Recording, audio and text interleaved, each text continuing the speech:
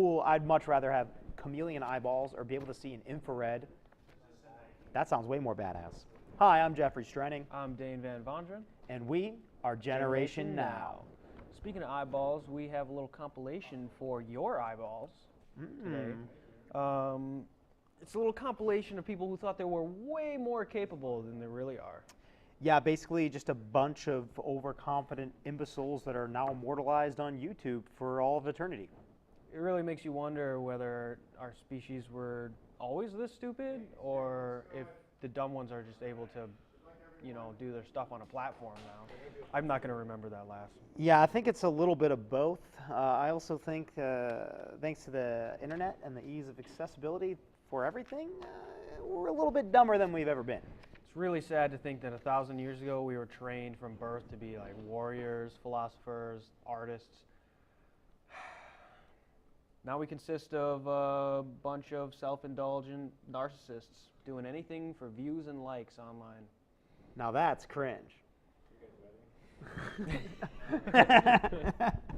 I'm going to say that, dude. Yeah.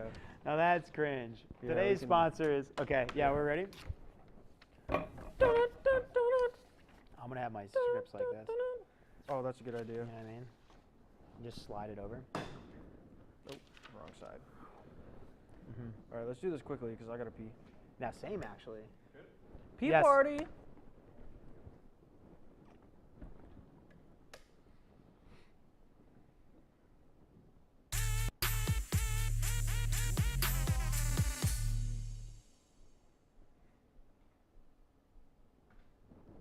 Welcome back to the show where we bring you the best and worst videos humanity has to offer.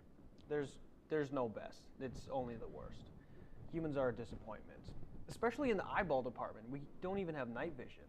We don't have night vision. We can't see behind us. I mean, I'd much rather have the eyeballs of a chameleon. You know, you can see in all directions. Pretty sick. Infrared, don't have that either. Really lacking. I'm Jeffrey Strenning. I'm Dane Van Vondren. And this is Generation Now. Speaking of eyeballs today, we have a compilation for your eyeballs of people who think that they're way more capable than they really are. Yeah, basically just a bunch of imbeciles that are way too overconfident, now immortalized on YouTube for all of eternity. Really makes you wonder if our species have always been this stupid, or if the dumb ones are just now able to put their stuff out on a platform. Yeah, I think it might be a little bit of both. I also just think that the internet has kind of ruined us as a species, and the ease of accessibility for any item you could ever want, being at your fingertips, has made us dumber than we've ever been before. It's really sad to think that 1,000 years ago we were trained from birth to be like warriors, philosophers, artists. Now everybody's just a self-indulgent narcissist doing anything for views and likes on the internet. Don't forget about the thumbs up. Now that's cringe. Our sponsor for today's episode is Fail Army. What is Fail Army? Well, it's a YouTube channel, also kind of just like a video production crew. Maybe it's one guy, I don't really know. But basically what they do is they just put up fail videos online for you to watch and absorb with those peepers we were talking about before. You know, it's great. Go ahead and laugh at all these people that are suffering and in pain. What better way to spend your day? So all of our videos today came from Fail Army and their YouTube channel. Go check them out. Let's roll that first one. Let's roll that first clip.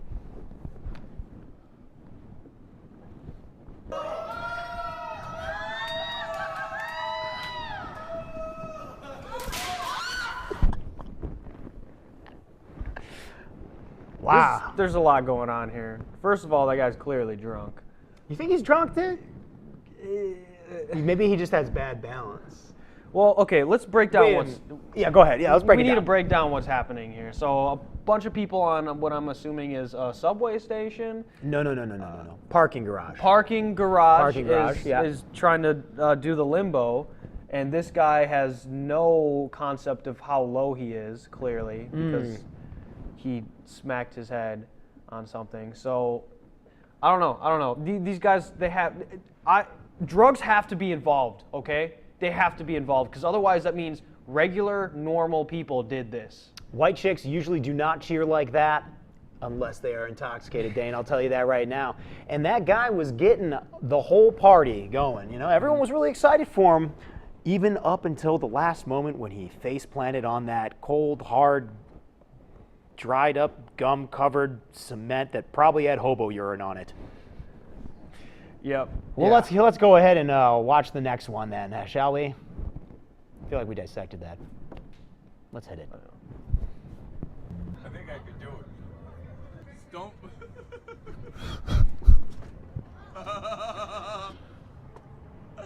Oh shit.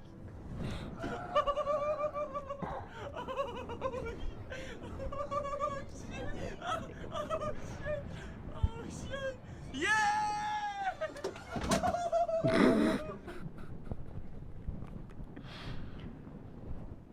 There's the overconfidence we were talking about. Was he locked out? Probably not. Did he think he was stronger than he was? Yes. More capable than he was? Yes, he did. Let me tell you a little something. As someone who did parkour for a handful of years, this man had zero technique, which makes me believe that he was also, like those white chicks, intoxicated. Now, you can also tell by the person behind the camera cheering him on, jeering him, getting very, very excited when he was close to the pinnacle of that balcony. But alas, he did not make it. How hurt do you think he was, Dane? There's got to be alcohol involved, so he might not have even remembered it or anything. All I know is this is definitely something that you do when you're way too overconfident. You should not be doing these things. You're not dressed for it either. You're in a suit and in dress shoes, and you don't work out clearly because that upper body strength is next to nowhere. He didn't have any awareness of his limbs in space and time. There was a ledge for his foot to go on, but somehow he just was not quite aware of it. And those railings were made of wire. Not the best thing to grab onto. You know, when you grab onto wire, it actually comes down, and it's very thin, so it's hard to get a grip around. A fail. A real, true fail. Now, do you think his pride was hurt more, or his body after that fall? Oh man, both are in deep pain. It was doomed from the start, definitely. Let's go on to that third clip. Let's check it out.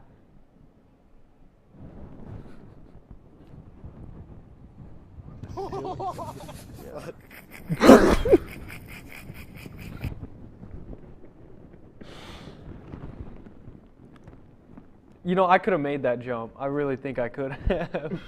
I definitely could have made that jump. There was zero commitment. Here's the thing. When people see themselves jumping in their mind, there is a jump. But then when they go towards the obstacle they're trying to jump to and or over, there is no jump. There is only a fall forward from your run. He didn't go up at all. He literally just went, this is him, okay? He's going, and then down. Yep. You can't jump down when you're jumping across. You have to jump up. It's a parabolic arc. You got to jump up to get to the other end. He didn't do that. In layman's terms, just jump next time. Don't fall straight into the little area there. Yeah, I don't try to do algebra. I'm not good at it. You know what I'm saying? Yeah. I'm not going to try to do something that I don't know how to do. There's a lot of overconfidence in that. At least he had good friends. You know, they pulled him out immediately. They were ready for it. Do you think his friends made it across first? That's what I'm guessing. I didn't even think about that. That's even worse. That's even worse when everybody made it across and you just went plummeting right into the ground. You're the biggest fool of them all, you know? We got another similar clip coming up. Let's put that one on. Let's check it out. No, this is the wrong one. It's okay.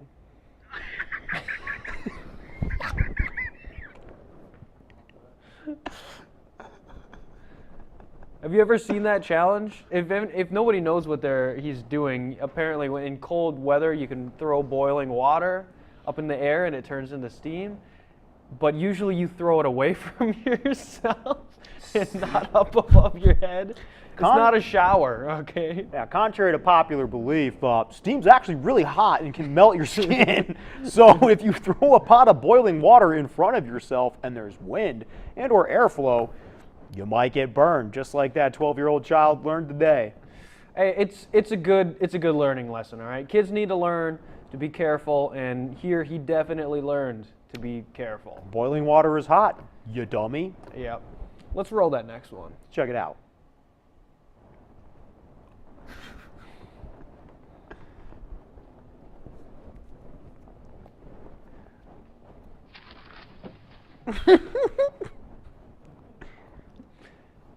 What did you expect? What do you expect, man? That's what you get for flexing. I mean, it's a tale as old as time, you know? You don't show that off, okay? People get robbed every day for their belongings. All right, you don't just flex all your cash, man. That guy lived in the hood too. I feel like he was in his driveway just based on the angle of the camera and like the windows when you could see out of it. So, bro, if you're living in the hood, you can't be just doing that, you know? I mean, that was a lot of money. How much money do you think was there?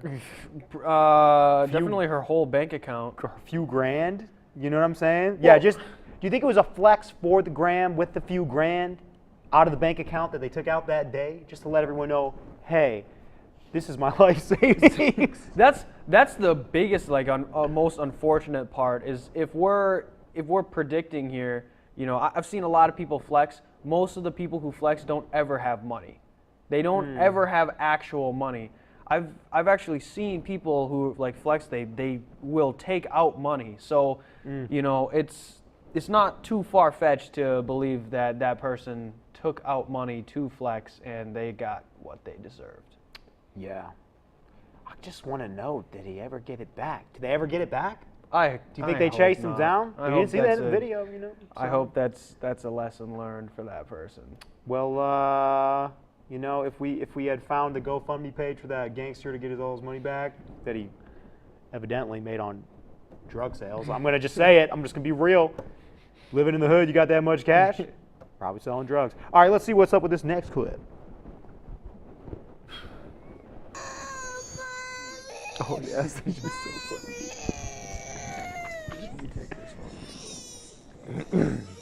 This is our last one.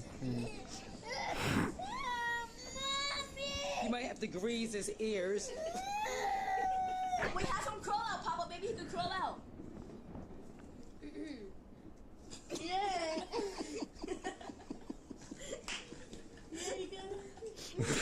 Look at his face, dude. Look at the embarrassment in his face. He's like, no one saw that, right? Yeah, Just look at the end. Was like, I meant to do that. Yeah, the embarrassment once you realize that your body can actually fit through because you're a child and your head is actually bigger in diameter than the entirety of the rest of your body, and you can just slide through. You know, that's a philosophy for life right there. You know, you try to move backwards, you get stuck in a position, and you try to move backwards, you try to shimmy out, but sometimes the best way is to move forward, you know? Just go ahead. Stop trying to go backwards. Go ahead. Amen. Yeah, that's beautiful. You can't give him too much crap. He's a little kid. That's adorable. We've all been there, you know? I've gotten my head stuck in, yeah, definitely it's happened to me. I got a big noggin, so it's happened before. Well, that's all the stuff that we have today for you. Before we end, let's take a break from the cringe and let's have some real talk here. Our main man, Chase Ford, business owner and former Marine, has released his long-anticipated story on his journey through ketamine treatment for PTSD. Let's take a little look at the trailer. The War Unknown. Yeah, the War Unknown trailer. A documentary that we worked on. It should be on there. Is it not on there? It's not on there? Well, our pre-production is terrible, so we're not going to actually play it, even though it's on there. And anyway, get pranked, everyone. This is Generation Now. Tune in next week. See you guys later. Play the intro, please. Play that intro. Get us out of here. Get us out. Do Get us out. do anything Beam us out. besides have us on. Oh, that was bad. That's okay. Go ahead and mute us. Thanks for watching, everybody.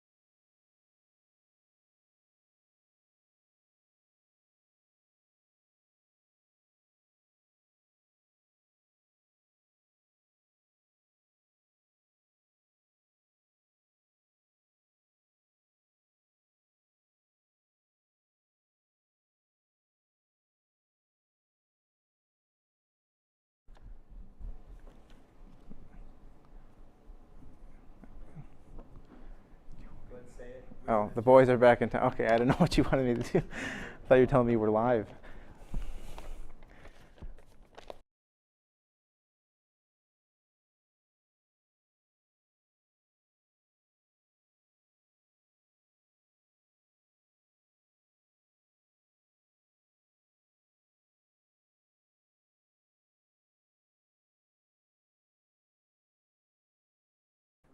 Oh.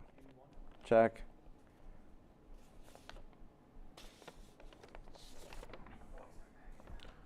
The boys are back in town.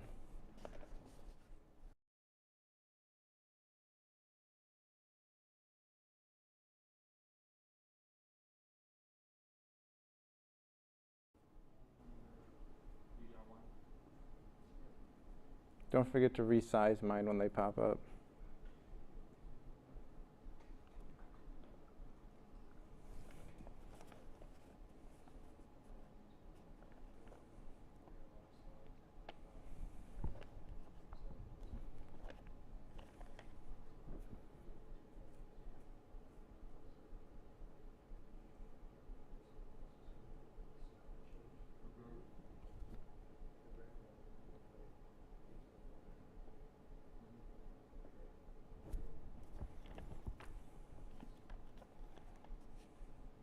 Hi, welcome to episode 3 of the Dirt Track Report. In this episode, we'll be going over the Lucas Oil Late Models, World of Outlaw Late Models, World of Outlaw Sprint Cars, and All-Star Circuit of Champions. We'll also be going over other national news and what's happening in eastern Wisconsin. The Lucas Oil Late Models headed to Knoxville Raceway in Iowa, which is typically known for sprint car races, but they also host a $50,000 to win late model race every year in September. During the preliminary nights on Thursday and Friday, Shane Clanton and Bobby Pierce each picked up a win. The $50,000 to win final was supposed to be Friday but got postponed to Sunday. On Sunday, Jonathan Davenport picked up yet another win. Bobby Pierce had the lead early but ended up breaking something while leading, which likely cost him the $50,000 win. When they got back going, Tyler Bruning took the lead and kept it until 2 laps to go when Jonathan Davenport was able to get by. They will be traveling to Brownstown Speedway in Indiana this weekend for the 43rd annual Jackson 100. Friday will pay $10,000 to win, and Saturday will pay $20,000. With only 8 races left on the schedule, Tim McCready has pretty much locked up the championship unless something crazy happens. Their final race will be October 15th at Portsmouth Raceway Park for the $100,000 to win Dirt Track World Championship. Up next will be a commercial by our sponsor, Boone Speedway.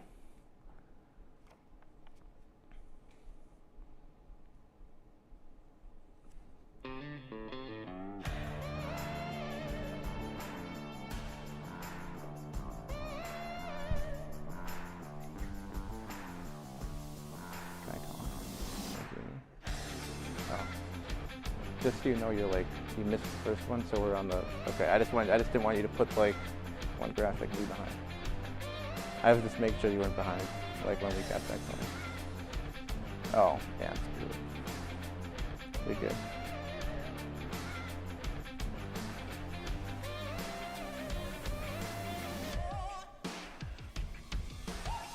Can you see if the audio is playing for this? Oh, do it for the video package. Welcome back. Up next, we'll be talking about the World of Outlaw Late Models. They have been off the past couple weeks, but return to action this Friday and Saturday at Boyd Speedway in Georgia. And similar to the Lucas Oil Late Models, with only 11 races left on the schedule, Dennis Erb Jr. has pretty much locked up the championship. But hopefully, for fan enjoyment, Tanner English can find a way to make the championship battle closer when they have their final race weekend in November for the World Finals at the Dirt Track at Charlotte. The World of Outlaw Sprint Cars have had 4 races since we last talked. 2 weeks ago, they were at Silver Dollar Speedway for the Gold Cup Race of Champions, and on Thursday, last year's NASCAR champion Kyle Larson was in attendance and picked up the $10,000 win. Then, on Friday night, Carson Macedo was able to get his 14th win of the season for another $10 grand. On Saturday night for the final, which was $25,000 to win, it was Jacob Allen who picked up the win. He was side by side battling for the win with his teammate Logan Schuchart, but Jacob Allen was able to come out on top. Then this past weekend, they had 2 races scheduled at Keller Auto Speedway on Friday and Placerville Speedway on Saturday, which are both located in California. On Friday night, Logan Schuart was able to capture the $21,000 payday and got the best of his teammate Jacob Allen this time as they finished first and second. Unfortunately, Placerville Speedway's race got canceled due to the wildfires that are happening in California. They will make their way back east to Ohio for the final month of their season and head to Eldora Speedway on Friday and Sharon Speedway on Saturday. The All-Star Circuit of Champions were at Port Royal Speedway in Pennsylvania 2 weeks ago for the Tuscarora 50. During the Thursday and Friday prelim features, both Anthony Macri and Lance DeWeese picked up wins, who are both non-All-Star drivers. Then during the 60,000 to win final, Anthony Macri was able to pick up another win, but this time he started 19th and worked his way to the front. This past weekend, they were in Pennsylvania yet again, but this time they were at Williams Grove Speedway and Lincoln Speedway. At Williams Grove Speedway, Lance DeWeese won once again with the All-Stars, and on Saturday at Lincoln Speedway, Brent Marks was able to make a last lap pass on Anthony Macri for the 20,000 to win victory. Brent Marks is also another non-All-Star Circuit of Champions Series regular, so the series regulars have lost to local Pennsylvania drivers 2 weeks in a row. The All-Stars have 3 races left on their schedule that are all in Ohio. This Saturday, they will be at Eldora Speedway. Then the week after, they will have their 2-day final at Fremont Speedway. In other national news, the IMCA Super Nationals were completed last week with 995 cars entering the event between 7 classes. Your 7 winners were Tom Berry Jr., Dallin Murdy, Matthew Loft, Zach Olmstead, Corey Dumpert, Brandon Freeberg, and Jake Benishek. The Dirt Late Model Dream was also completed after being postponed back in June due to rain. Brandon Overton won the 128,000 to win feature and became the first ever driver to win it 3 times in a row. The World 100, which we talked about in the last episode, also happened a couple weeks ago. Jonathan Davenport was able to pick up his 5th World 100 win, which paid $50,000. He also won back at Eldora in June for the Eldora Million, where he won $1 million. He has $1.5 million in earnings and will likely become the first ever driver in dirt racing to win over $2 million in one season. There was also a 20,000 to win late model race last night at Kokomo Speedway in Indiana that RaceXR is hosting. They are a streaming service that also promotes races. Shane Clanton got the win after starting 4th. And tonight, happening right now, they have a 40,000 to win race at the same place for the final day of the 2-day show. Up next will be a video package of some highlights I shot while I was at Boone Speedway 2 weeks ago for the Super Nationals.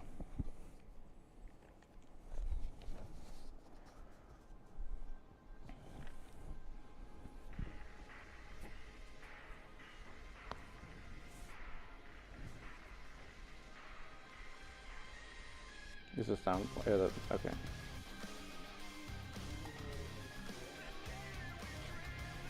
My own race car? No. I don't got the balls for it.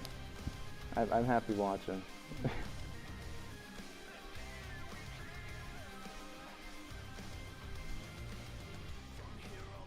Also, they're expensive, so I don't got the money for it either. My friend is selling his for $25,000, and that's like in like an entry level sort of class, not like a top class. Not all of them, but yeah, if you're in like certain classes, you've got to be rich to like have it. I mean, like the money some classes are racing for, like there was $1 million dirt race back in June, like I was talking about, like that's a lot of money for just a racing a car. That's not NASCAR either.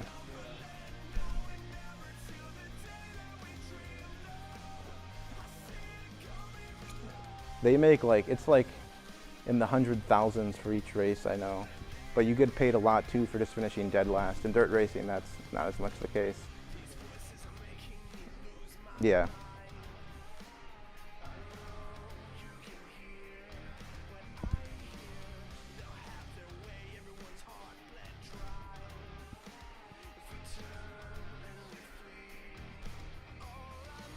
Let me know when there's like 10 seconds left.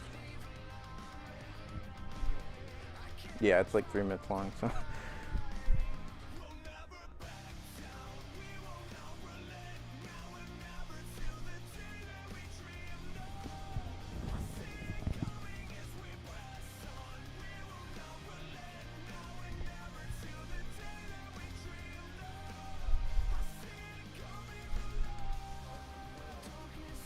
I mean, it happens, but like you're not like you can, but like you don't want to. You know, like NASCAR, like you can make contact, but you don't really want to. But they're also not going nearly as fast, so the consequences aren't as bad if you hit each other in this compared to going like 200 miles per hour and other stuff.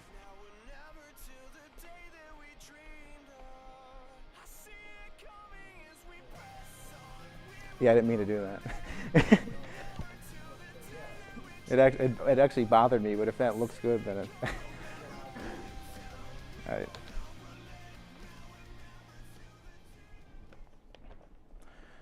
In local racing news, the annual Fall Brawl at Outagamie Speedway happened, as well as the Fall Classic at Gravity Park in Chilton, which is both of these tracks' final races of the season. Outagamie Speedway had 177 cars in 7 classes. Unfortunately, there was a threat of thunderstorms around race time, which scared many drivers off. But for the fans and drivers who attended, they got lucky and the rain missed Seymour. One of those classes racing was the Dirt King Late Models, where Brett Swedberg picked up his first Dirt King's Late Model Series win. Gravity Park in Chilton had 133 cars in 7 classes for their final race of the season. The IRA Sprint Car Series were at Cedar Lake Speedway and Beaver Dam Raceway the last 2 weekends. At Cedar Lake Speedway, Aaron Reitzel picked up the win. It was surprising to see him there because he is typically racing with the National Touring Series. At Beaver Dam Raceway, Danny Schlafer picked up his 4th IRA win of the season. This has been Danny Schlafer's best year. He went from never winning an IRA feature to winning 4 in one season. This weekend, they will be at Dodge County Fairgrounds and Plymouth Dirt Track for their final 2 races of the season. Going into the weekend, defending champion Jake Blackhurst has a 9-point lead over Jordan Goldsberry. So the championship will likely come down to the final race. Also coming up this Friday and Saturday is the Creek Classic at 141 Speedway. This is one of my favorite weekends of the year because it typically gets 300 cars in 6 different classes. And it happens at my favorite track in Wisconsin. So that is where I'll be this weekend to hopefully attend my 55th and 56th race of the year. That will conclude episode 3 of the Dirt Track Report. Thank you all for watching, and I'll talk to you next week for episode 4. All right.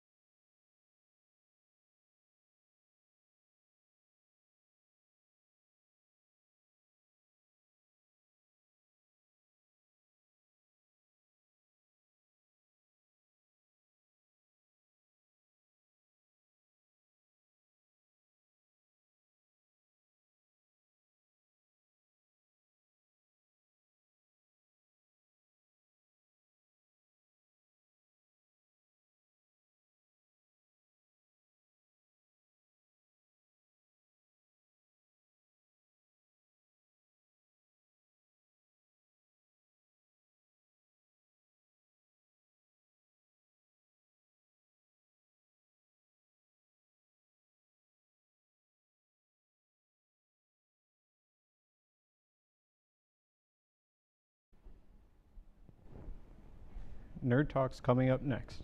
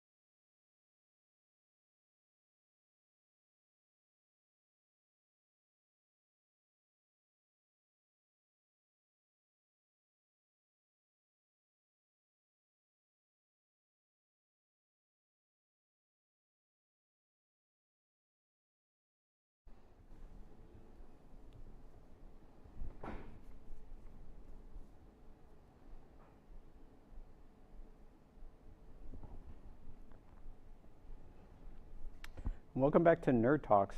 I'm DK, and I'm going to be bringing you through some video games, tabletop games, and what's latest in movies and streaming. Starting off with some video games. Coming up soon is Overwatch 2. A huge game. In the past, this next sequel to it is going to be a bigger emphasis on player versus environment. Any unlockables that you had in Overwatch, you'll be able to transfer over into Overwatch 2. However, there are some restrictions on the team builds. It's looking to be the next big thing coming out early October, the 4th, and it will be on all consoles.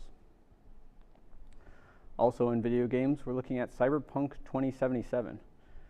Originally, when Cyberpunk came out, it was supposed to be the big thing, and then it didn't do so well.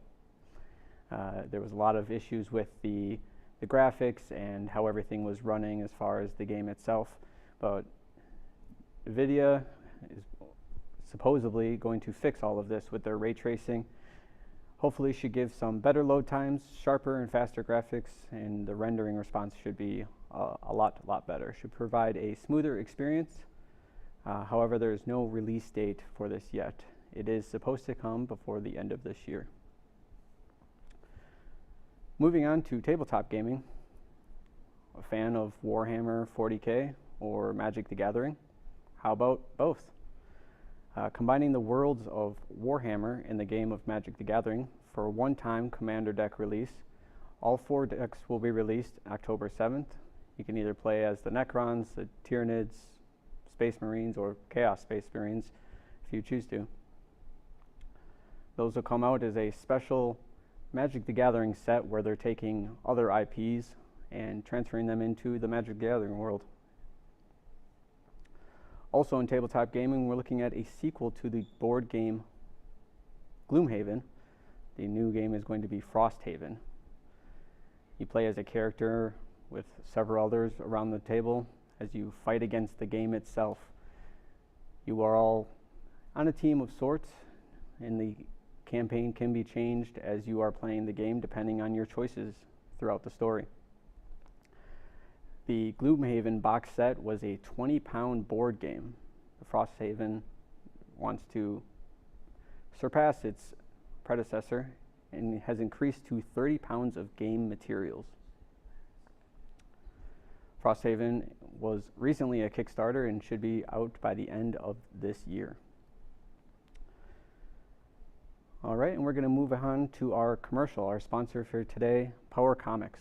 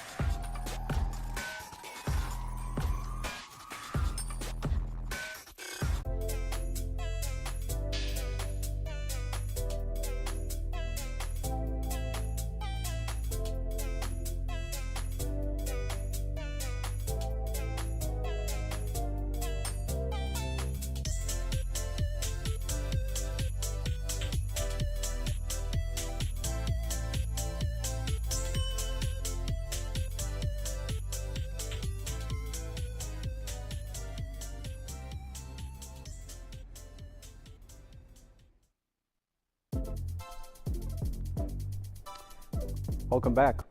So, what is going on in pop culture, nerd culture here? We have Grand Theft Auto 6 information leaked this past week by GTA forums. They leaked over 90 images and clips totaling over an hour's worth of video. All would be a shrug of the shoulders, as we have heard this before, but Rockstar, the creator of Grand Theft Auto themselves, has addressed this issue. They plan to go after GTA forums and the person who had leaked it and settle for hopefully something.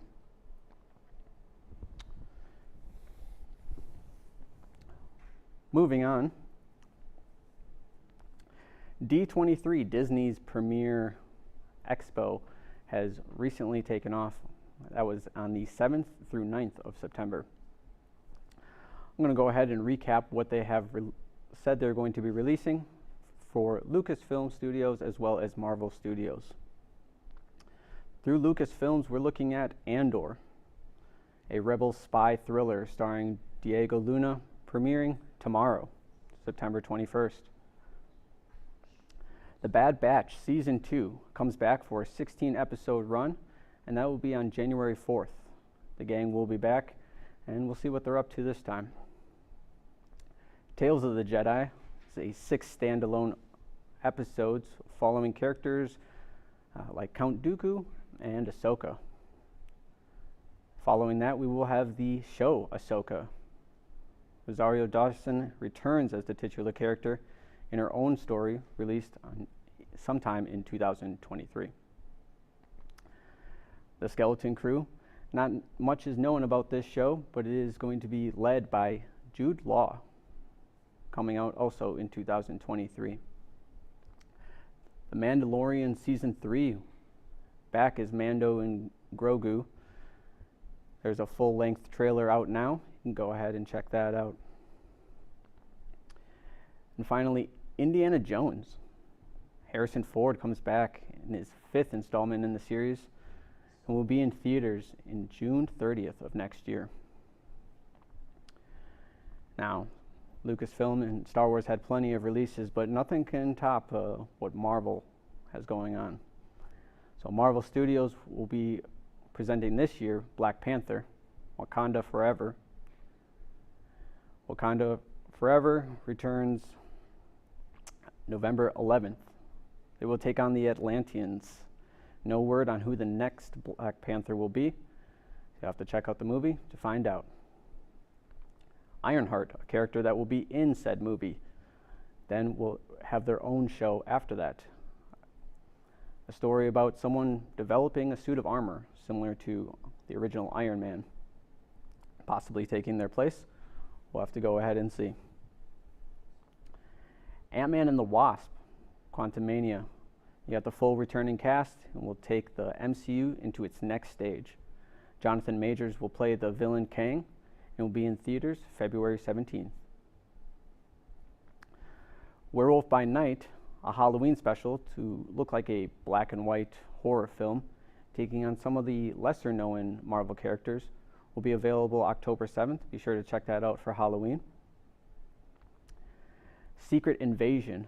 Samuel Jackson leads his first Marvel project as Nick Fury. It looks to be some kind of Aliens Among Us spy thriller with a star-studded cast, including Olivia Colman, Don Cheadle, Martin Freeman, Kingsley Ben-Adir, Emilia Clarke, and Kobe Smulders. And that will be released in early 2023 as well. Following that will be Armor Wars, where Don Cheadle will then lead his first show. Tony Stark's tech falls into the wrong hands once again, and someone has to deal with it. Now that he's gone, War Machine will take his place. No release date on this yet. Loki, Season 2. One of the only Marvel shows to ever get its second season. We'll see what happens after we were left with a cliffhanger from the end of Season 1. Fantastic Four, the movie, will open us up to our next big saga of movies. Unfortunately, John Krasinski will not be returning as Mr. Fantastic, which we may have seen in the past. And that will be released November 8th, 2024. They've scheduled us out pretty far here. Echo follows the titular character portrayed by Maya Lopez and her events after Hawkeye. It should be an interesting street level in New York type of show. Speaking of street level heroes, Daredevil, Born Again. We're getting a reboot of the original character with the original actor. Charlie Cox will return in the iconic role as the Devil of Hell's Kitchen. Captain America, New World Order. There's a new Captain America, if you weren't aware, and he's going to get his own movie. Anthony Mackie returns from his transition from Falcon to Captain America, and that'll be coming in 2024. Thunderbolts. Marvel's version of the Suicide Squad. We'll see if it's going to be something more comedy-based or more serious-based. An alternative group to the Avengers, they seem to be some kind of anti-heroes and villain characters. Julia Louis-Dreyfus will lead the group, and that will be in July 26th in 2024. And finally, we have the Marvels, a gathering of the characters that all share the same name.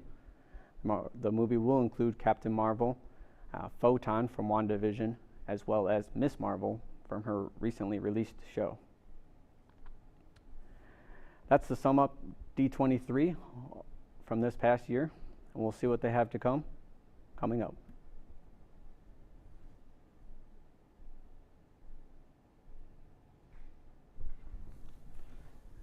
Stay tuned with